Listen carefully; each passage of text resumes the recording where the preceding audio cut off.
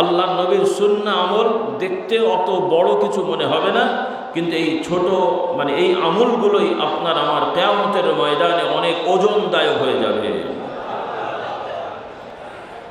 কারণ আল্লাহ তাআলা কিয়ামতের ময়দানে আমাদের আমল ওজন করবেন। কিয়ামতের ময়দানে আল্লাহ তাআলার বিচারটা হবে ওজনের মাধ্যমে। আল্লাহ তাআলা বলছেন, ওয়া নাযাউল মাওয়াজিনাল কিসতা লিয়াউমিল কিয়ামাহ। আল্লাহ তাআলা বলছেন, কিয়ামতের ময়দানে আমি ইনসাফ আদালতের মাপযন্ত্র প্রতিষ্ঠা করব।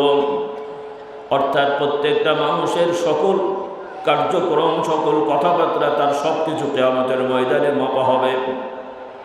সেই মাপযন্ত্রের ব্যাপারে আল্লাহ তাআলা বলছেন, ফাআম্মা মান সাকুলাত মাওয়াজিনুহু ফাহুয়া ফি ঈশাতির রাদিয়াহ ওয়া আম্মা মান খাফফাত মাওয়াজিনুহু ফাউম্মুহু হাওিয়াহ ওয়া মা আদরাকা মা হিয়া নারুন হামিয়া।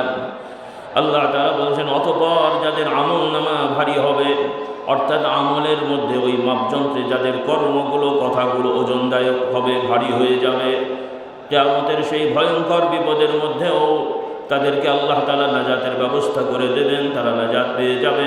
পক্ষান্তরে যাদের আমল হালকা হয়ে যাবে, তথা যার কর্মের মধ্যে, ইমানের মধ্যে শিরক থাকবে, কুফর থাকবে, কর্মের মধ্যে বেদাত থাকবে, ওই কর্মগুলো তার কাছে মনে হবে অনেক ভালো কাজ, কিন্তু কিয়ামতের ময়দানে তার কোনো মূল্য থাকবে না। আল্লাহ তাআলা কোরআনে বলেন, ওয়াল্লাযীনা কাফারু আ'মালুহুম কাসারাবিন বিকিআতিন ইয়াহসাবুহু আয-যামআনু মাআ। যারা কুফরি করে, শিরকি করে, তারাও কর্ম করে, তারাও হজ করেছিল, তারাও যাকাত দিয়েছিল, দান করেছিল, আর্থিক ইবাদত কাফের মুশরিকরাও করে, শারীরিক ইবাদত কাফের মুশরিকরাও করে, মানসিকভাবেও তারা অনেক জপ করে, মৌখিকভাবেও জপতে জপতে তাদের মুখে ফেনা উঠে যায়। এই যে আমরা সুবহানাল্লাহ আলহামদুলিল্লাহ বললাম, মুখে জপলাম, অমুসলিম ভাইরাও তারাও জপে, তাদেরও দানা আছে, বিড় বিড় করে জপছে ঘন্টার পর ঘন্টা। আপনি আর কয় ঘন্টা সমান দেন? ঘন্টার পর ঘন্টা একদম আসন দিয়ে একদম নিরিবিলি বসে আছে, দেখতে খুব আকর্ষণীয়।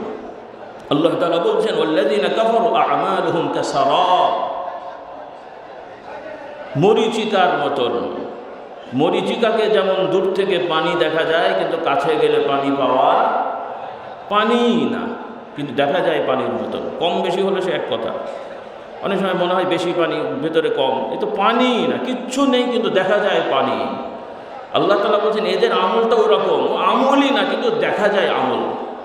তাহলে কুফরি শিরকি করলে এই আমলের কোনো মূল্য নেই, বেদাত করলে কোনো আমলের মূল্য নেই। আল্লাহ তাআলা, আল্লাহর নবী বলছেন, ফাইন্না কুল্লা মুহদাসাতিন বিদআ ওয়া কুল্লা বিদআতিন দালালা ওয়া কুল্লা দালালাতিন ফিন্নার।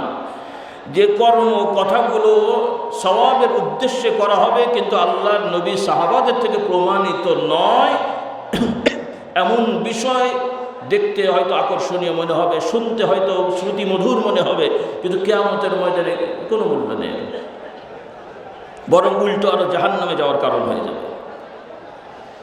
এই জন্যে ওজনদায়ক আমল করতে হবে।